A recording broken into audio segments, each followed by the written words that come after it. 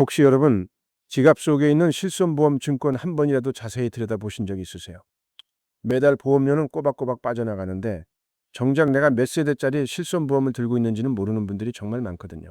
2000년대 초반에 가입하신 분들, 지금 이 순간에도 보험료 인상 문자만 받고 그냥 넘기고 계시진 않나요?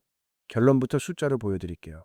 병원비 10만 원이 나왔다고 가정했을 때 1세대는 자기 부담금이 0원인 경우가 많았고요. 반면 4세대는 통원의 경우 최대 30%까지 본인이 부담해야 하는 구조로 바뀌었습니다.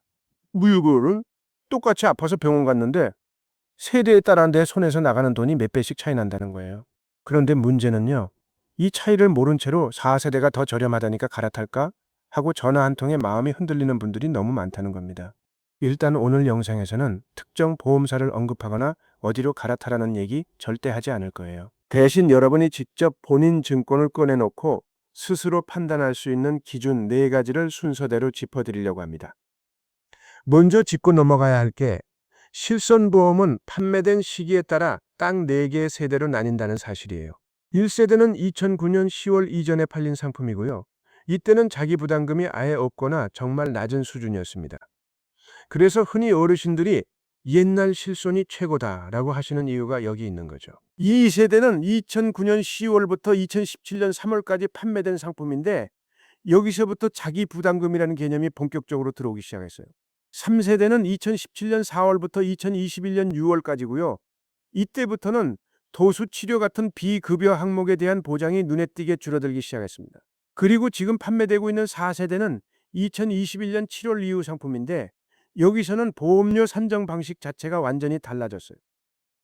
병원을 많이 이용하면 다음에 보험료가 오르고 적게 이용하면 할인받는 구조로 바뀐 겁니다. 즉, 세대가 올라갈수록 보험료는 상대적으로 저렴해지는 대신 내가 아플 때 부담해야 할 돈은 점점 늘어나는 방향으로 설계가 바뀌어 온 거예요. 여기서 많은 분들이 헷갈려 하시는 지점이 하나 있는데요. 그럼 무조건 옛날 세대가 유리한 거 아니야? 라고 생각하시는 거예요. 그런데 그게 그렇게 단순하지가 않습니다. 각 세대마다 보장 범위와 재가입 주기가 다르기 때문에 지금 내 나이와 건강 상태에 따라 유불리가 완전히 달라지거든요. 그래서 오늘은 이 4세대를 하나하나 뜯어보면서 여러분이 지금 당장 확인해야 할 순서를 차근차근 안내해 드리려고 합니다. 일단 첫 단계는 아주 간단해요. 본인 보험증권이나 가입 안내장에 적힌 계약일자, 딱 그것만 확인하시면 됩니다. 2009년 10월 1일을 기준으로 그 이전이면 1세대, 그 이후부터 2017년 3월까지면 2세대라고 보시면 됩니다. 만약 증권에 2011년 5월 가입이라고 적혀 있다면 여러분은 지금 2세대 실손보험을 가지고 계신 거예요.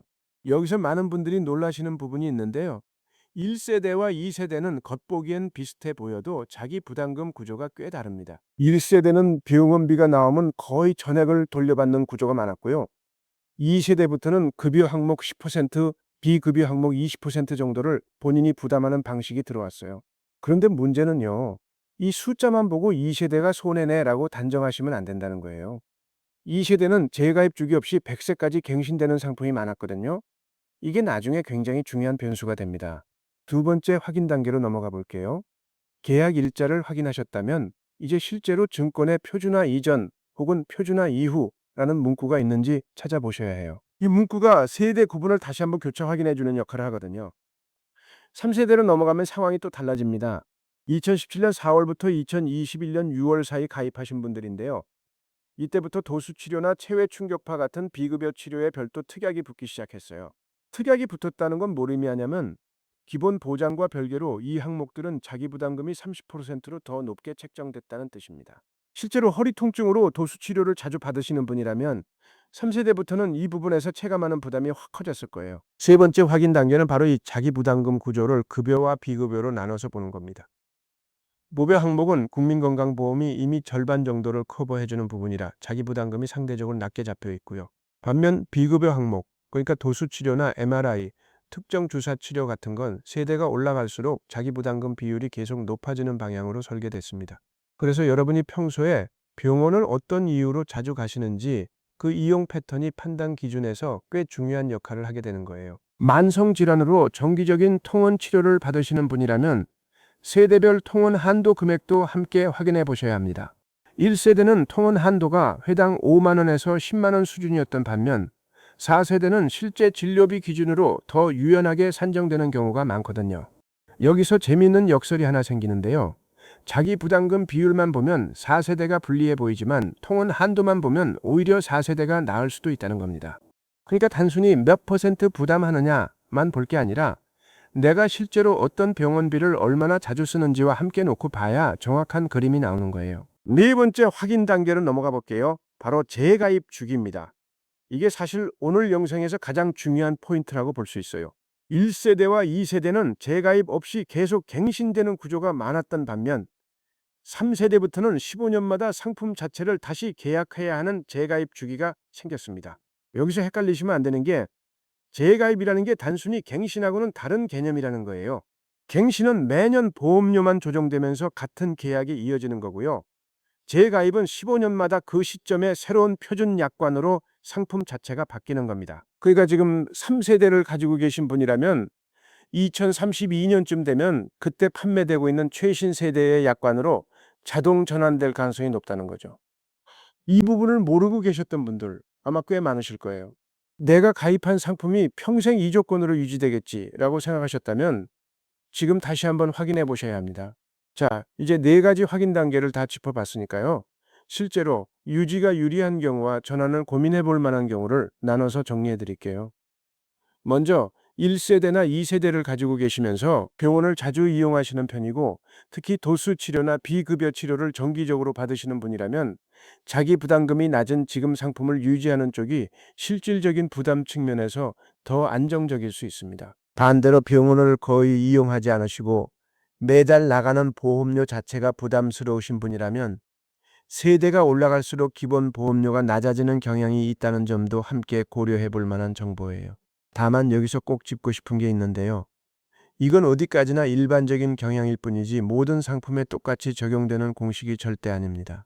같은 세대 안에서도 보험사별로 그리고 특약 구성에 따라 자기 부담금 비율이나 보장 한도가 다르게 설계되어 있을 수 있거든요.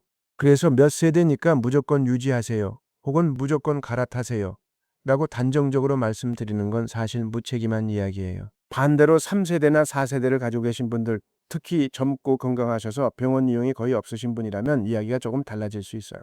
보험료 부담이 크게 느껴지신다면 지금 내고 있는 보험료와 실제로 받은 보장 혜택을 한번 나란히 놓고 비교해 보시는 게 먼저입니다. 여기서 꼭 확인하셔야 할 게 하나 더 있는데요. 바로 중복 가입 여부예요. 실손보험은 원래 한 사람이 여러 개를 가입해도 실제 손해만큼만 보상받는 구조거든요. 그러니까 혹시 가족이 단체 보험이나 다른 상품으로 실손 보장을 중복해서 넣어두셨다면 그건 보험료만 이중으로 나가고 있는 상황일 수 있어요. 이 부분은 생명보험협회나 각 보험사 콜센터를 통해서 본인 명의로 가입된 실손보험이 몇 개인지 무료로 조회하실 수 있으니까 오늘 확인 순서에 꼭 포함시켜 보시길 권해드립니다. 또 하나, 최근에 4세대로 바꾸면 보험료가 훨씬 싸진다는 전화를 받아보신 분들 많으실 텐데요. 이 말 자체는 틀린 말은 아니에요. 하지만 보험료가 싸지는 이유가 보장이 줄어들었기 때문이라는 사실도 함께 알고 계셔야 균형 잡힌 판단이 가능합니다. 전환을 권유하는 전화를 받으셨다면 그 자리에서 바로 결정하지 마시고 본인이 최근 3년간 실제로 청구했던 보험금 내역을 먼저 떠올려 보세요. 만약 도수 치료나 비급여 치료로 자주 청구하셨다면 전환보다는 지금 상품의 보장 범위를 유지하는 쪽이 더 안정적일 수 있다는 걸 참고 기준으로 삼으시면 됩니다. 오늘 말씀드린 네 가지 확인 순서 다시 한번 정리해 볼게요. 계약 일자로 세대 확인하기, 자기 부담금 구조를 급여와 비급여로 나눠보기, 재가입 주기 확인하기, 그리고 중복 가입 여부까지 점검하기. 이 네 가지만 차근차근 확인해 보셔도 막연했던 불안감이 훨씬 구체적인 판단 기준으로 바뀌실 거예요. 중요한 건 오늘 당장 무언가를 해지하거나 전환하는 게 아니라 내 증권을 꺼내서 정확히 어떤 상태인지 아는 것. 바로 그 시작점이에요. 혹시 스스로 판단하기 어려운 부분이 있다면 보험사 콜센터나 금융감독원 보험담화 사이트를 통해서 정확한 세대 구분과 보장 내용을 다시 한번 확인해 보시는 것도 좋은 방법입니다. 오늘 영상이 여러분의 실손보험 증권을 다시 한번 꺼내보는 계기가 되었으면 좋겠습니다. 끝까지 봐주셔서 감사합니다.